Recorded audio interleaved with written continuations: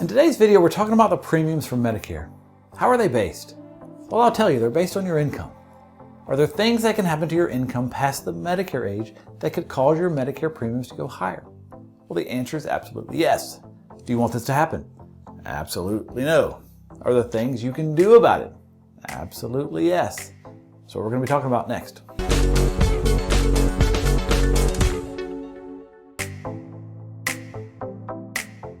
Hey, this is Mel Stubbs. I'm a financial planner at Christy Capital Management, where we hope to bring good, solid information to you and help you in your planning needs. If you want to talk to an advisor, click here, and it'll take you to where you can reach out to us. Well, today we're talking about Medicare premiums. What are they based on? Well, for 2023, if you're an individual filer and your tax return and your income was $97,000 or less of modified adjusted gross income on your 2021 tax return, you won't be charged a higher rate for Medicare Part B. If you're married filing jointly and your income was $194,000 or less in 2021, then you won't be charged anything additional over the minimum payment for 2023 Medicare. Now notice there's almost like a 2-year lag time. So it's your 2021 income that was filed in April of 2022. So when you turn on Medicare, that's the most recent tax return that they can look at. So first let's look at Medicare premiums and what income changes have to happen for your Medicare premium to go up. So you'll notice here on the individual 2021 income, if you're $97,000 or less, or if you're joint and $194,000 or less, you can see you have a monthly Part B rate of $164.90. If you're individually filing and you go up to $123,000, or if you're joint and you go up to $246,000 of income, you see here that Part B rate goes up to $230, or a 40% increase because your income was higher than the limit. And it keeps going up. If you're an individual from 123 to 153, or if you're joint from 246 to 306, you'll see your monthly Part B premium is $329 a month, or a 100% increase over the base rate. Now keep in mind, if you're married, this would be $329 per person. So you can see here that at these income levels, they determine the cost of your Medicare. And so it's the income level 2 years prior when you're actually being charged for Medicare. So what type of scenario would cause you to lose control of your income and thereby cause you to pay more for your Medicare? Let's look at this example of a financial plan. You'll see at age 66, they are retiring, and we're showing their incomes around $54,000 of federal pension income. Now at 67, when they're at full retirement age, both the husband and the wife are turning on Social Security. You can see here their income jumps up to $137,000, still below the limit. Now each year they're getting a cost of living increase. So you can see the $137,000 goes to $140,000, which then goes to $143,000, and so on.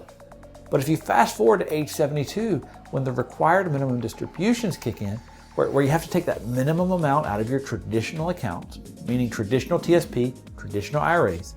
If you look here based on these balances of the accounts, the required minimum distribution is over $99,000.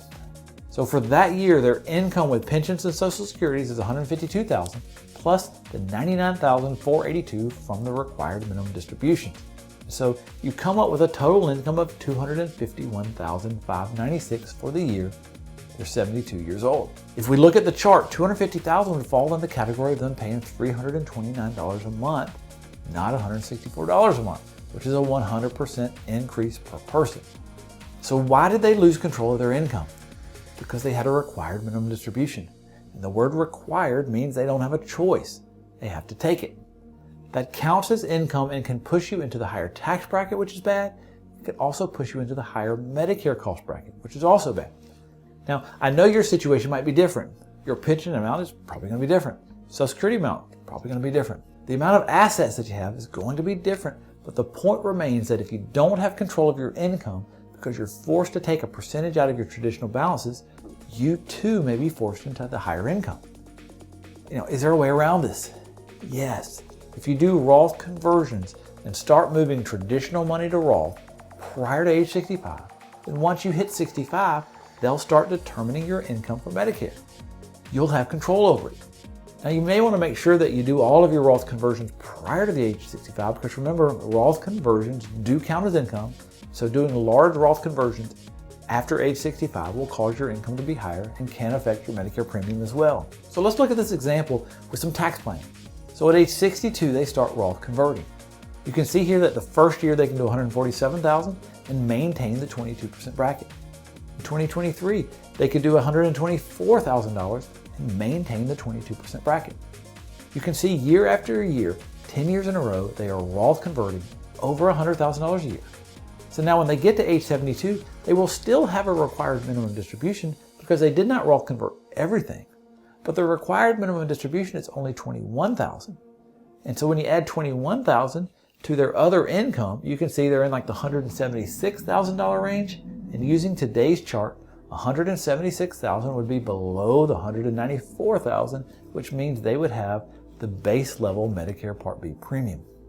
Controlling how big your traditional balance gets is also controlling the amount of required minimum distributions that you have to take out. You're choosing to pay taxes sooner at younger ages to do the heavy lifting of shifting the money to Roth so that when you're past the age of 65, you can control your income. So that when you hit 72 and you have required minimum distributions, you can control your income. So instead of spending $329 a month each, you're spending $164 a month each, using today's Medicare cost dollars. To me, this is wise planning. You know these things are coming. Medicare at age 65, if you choose to take it, it's coming. You know what the rules are today and what the cost will be based on your income. Doing some planning now, to me, it makes sense. We all know the rules of the required minimum distributions. Now, sometimes these rules change, but for planning purposes, you have to plan with what you know. And right now, required minimum distributions start at age 72. We know this. We should plan for this. Just letting your traditional balance grow wild is not wise planning when you think about the potential taxes and the potential Medicare premiums. You may want to look at controlling the growth in your traditional account by shifting money to Roth. Once it's in Roth, you can let it grow uncontrollably. So to answer the question that we started off with, can RMDs increase my Medicare premiums? The answer is yes. We showed you an example of this, that indeed RMDs, if they're high enough and if the rest of your income is high enough, can cause you to pay more in Medicare premiums. So what's the fix for this? The fix is to control your income past the age of 65. Well, how do you do that? You control the balance of your traditional accounts. Well, how do you do that? You don't let your traditional accounts grow unbridled. There is some planning that you can do between now and 65 to get the money shifted so that you can control your income past the age of 65, thereby controlling the Medicare premiums. But guess what else? You'll also be controlling your taxable income as a whole. And that's also very helpful as well. Now, this fix that we just discussed, can you do this inside of the TSP? Absolutely not. You are not allowed to take traditional money and move it to Roth by way of a Roth conversion inside of the TSP. The TSP only lets you contribute to Roth, but not do anything about Roth conversions. That means if you have a large traditional balance, it's going to keep growing depending on how the stock market does and how your investment selections go. And it has the potential to grow unbridled, thereby causing RMDs to be higher and potentially causing your Medicare premiums to be higher. If this is something that you've never thought about, but now you realize that this could be an issue and you want help with it, please reach out to Christy Capital Management. I'd love to help you. Go to our website, christycapital.com/federal, to get some good information on federal planning. And you can also hit the Talk to the Advisor button. I'd love to talk to you about this. We'll work up a financial blueprint for you. And two of the scenarios that we're going to look at is the traditional money, let it grow. And then let's do some Roth conversions. And you can see the information side by side, your information side by side, to see which one looks better to you.